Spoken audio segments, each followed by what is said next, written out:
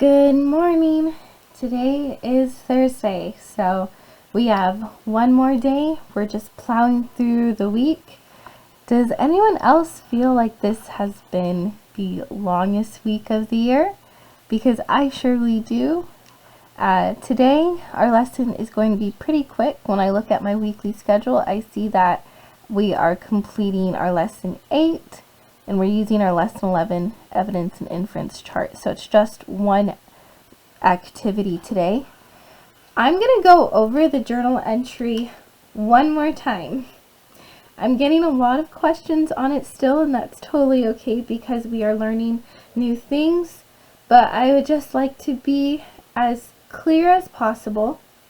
When I have my weekly planner and I open it, I'm going to go to the back of the second page.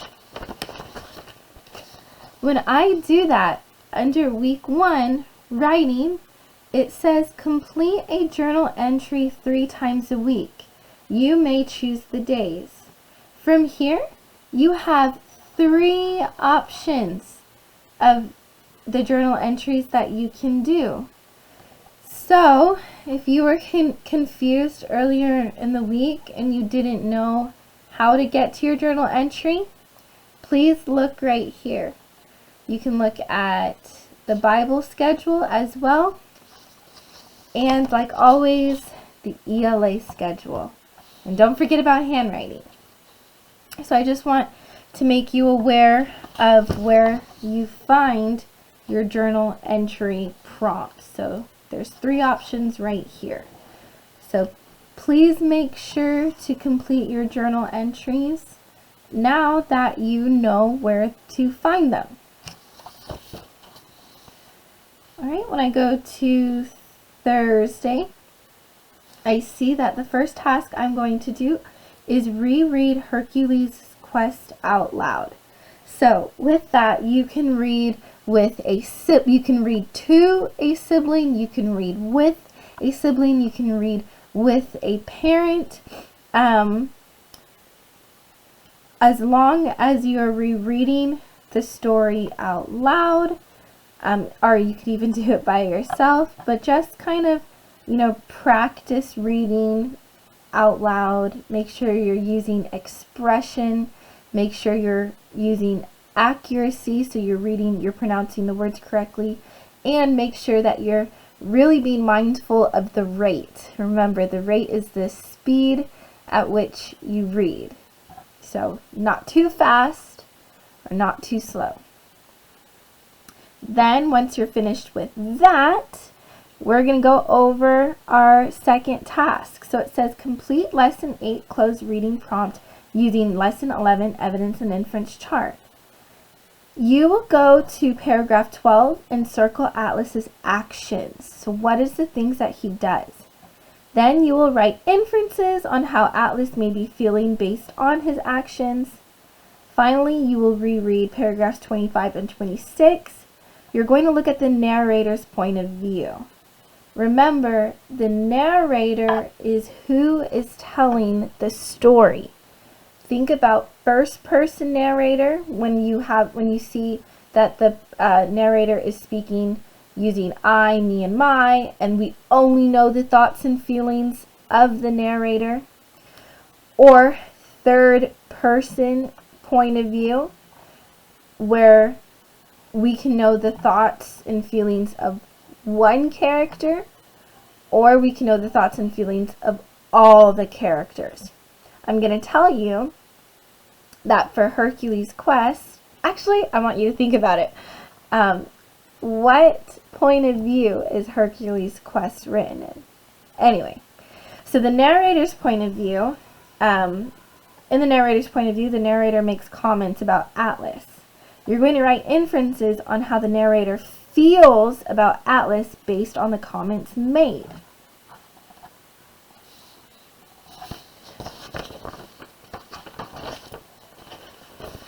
For today, we will need out our lesson 8. This and your lesson 11 should be stapled. So The first page has the closed reading prompts that we will read, and then there's our lesson 11 chart.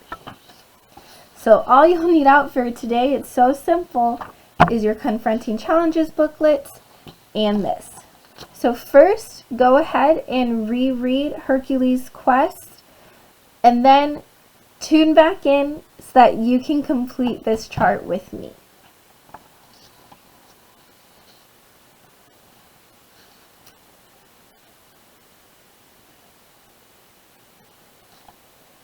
And for those of you that are ready, let's go ahead and complete the chart. So I am going to reread the closed reading prompt first. What inferences can readers draw from the description of Atlas's actions in paragraph 12? Circle the actions described in paragraph 12. So let's open our booklet.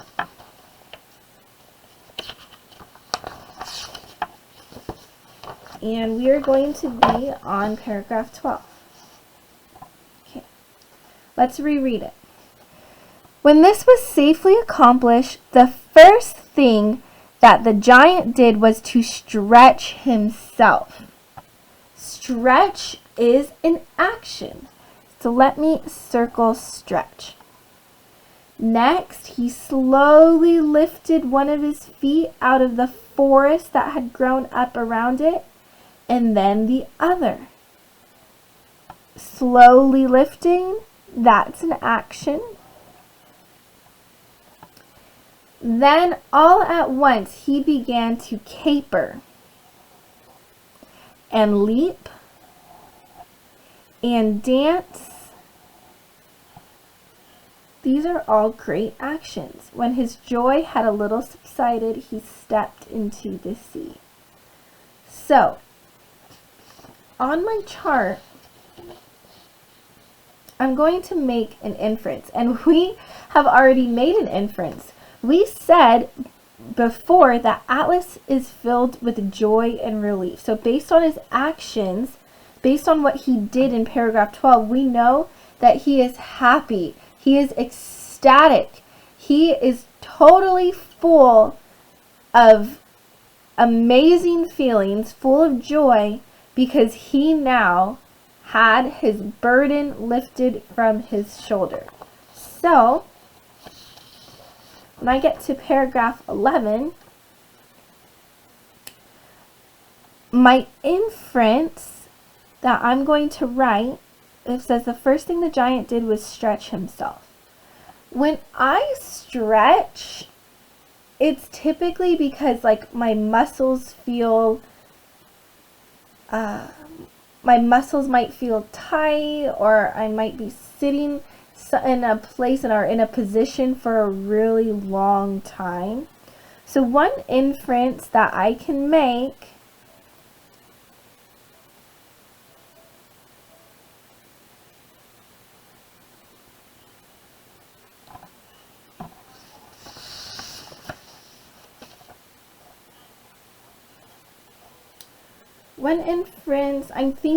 I'm also thinking too that when I stretch, it usually is like a sign of like I'm trying to relieve myself.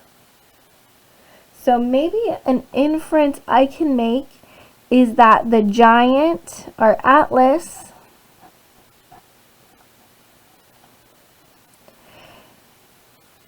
has been in the same position for a long time,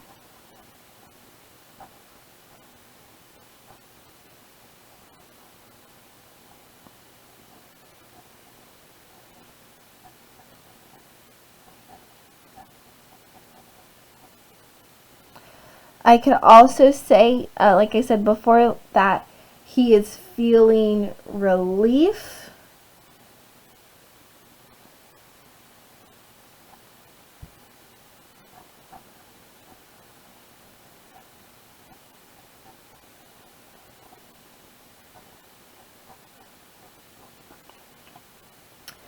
I could also say that he's allowing himself to move in ways that he wasn't able to do before.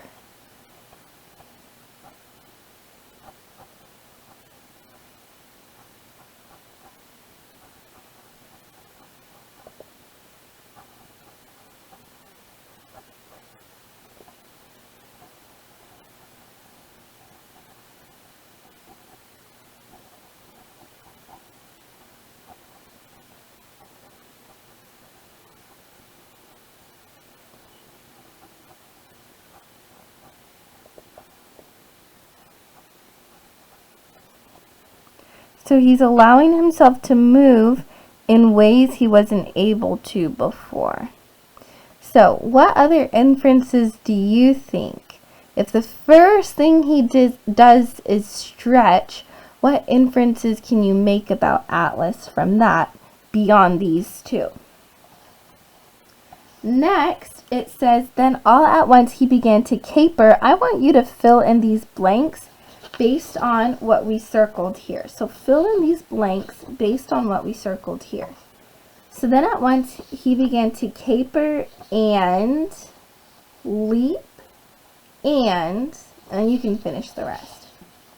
And like before, what was the inference that we wrote before? If he began to caper and leap and dance for joy at his freedom, what inference can we draw about Atlas? I have repeated that inference so many times in previous videos and even this one. So I want you to use your brains. I want you to think about, what I have told you, and I want you to make an inference here on your own. Now, from this portion to this portion, we're actually going to be reading a very different prompt. So the prompt from lesson 11.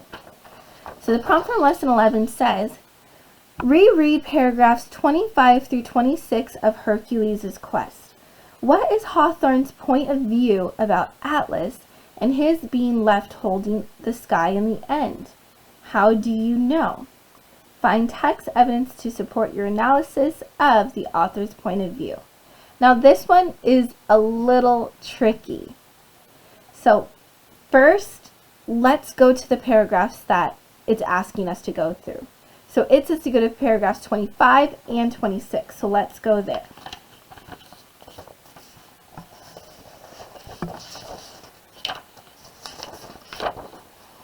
Okay.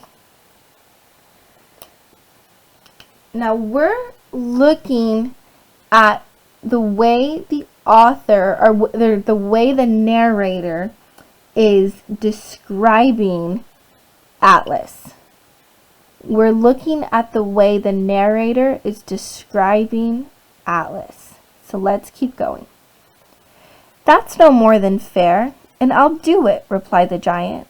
For Atlas had no unkind feelings towards Hercules and was merely acting with a too selfish consideration of his own ease. For just 5 minutes, then, I'll take back the sky. Only for 5 minutes. I have no idea of spending another 1,000 years as I spent the last. Variety is the spice of life, I say. Ah, the thick-witted old rogue of a giant. He threw down the golden apples and received back the sky from the head and shoulders of Hercules upon his own, where it rightly belonged. I'm going to stop there. Let's look at my chart. I filled in a little bit for you. Before we go to 25, let's go to paragraph 26 so I can give you an example. It says, ah, the thick-witted old rogue of a giant. The narrator is making that comment about Atlas. Atlas isn't making that comment about himself, and Hercules isn't making that comment about Atlas. So the narrator is making this comment. What is he saying about Atlas? What is the inference that we can draw? Well, in our notes, we already wrote what the author meant. When the author calls the giant thick-witted, he's saying that Atlas is stupid and not very smart. anyone could see that Hercules was trying to trick him and saying, you know, oh yeah, let me just make a cushion and then that way I won't be uncomfortable for the next 1,000 years. And then Atlas thinks, okay, yeah, but only 5 minutes to make that cushion, Hercules, because I'm not going to be spending 1,000 years like I did before. Couldn't you see that Atlas was not making a smart decision at all? And do you remember when Atlas was trying to convince Hercules to take the sky? And Hercules had all these questions and he was thinking before he made the decision. Atlas is just like, yeah, Hercules is going to hold up the sky for me. I know he is. But he was not thinking that very through at all. So we can write that the narrator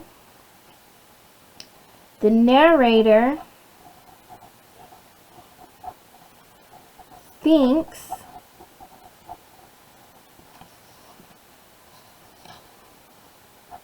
Atlas is not very bright.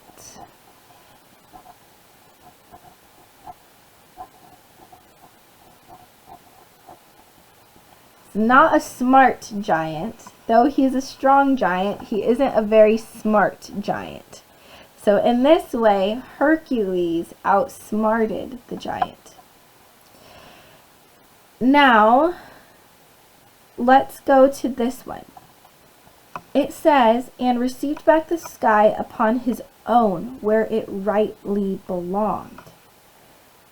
If the narrator is saying that Hercules, is giving back the sky and placed it upon Atlas's shoulders where it rightly belonged, what is the narrator saying about Atlas?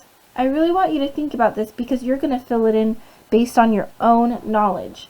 But let me sort of describe it for you a little bit. If Atlas, does the narrator think that it was the right thing for Atlas to give Hercules the sky and sort of talk Hercules into taking it from him? Or, based on this evidence in the text, is the narrator saying that it was really Atlas's responsibility the whole time? What do you think? Write your response down here. And now for paragraph 25, I actually would like you to find the evidence here.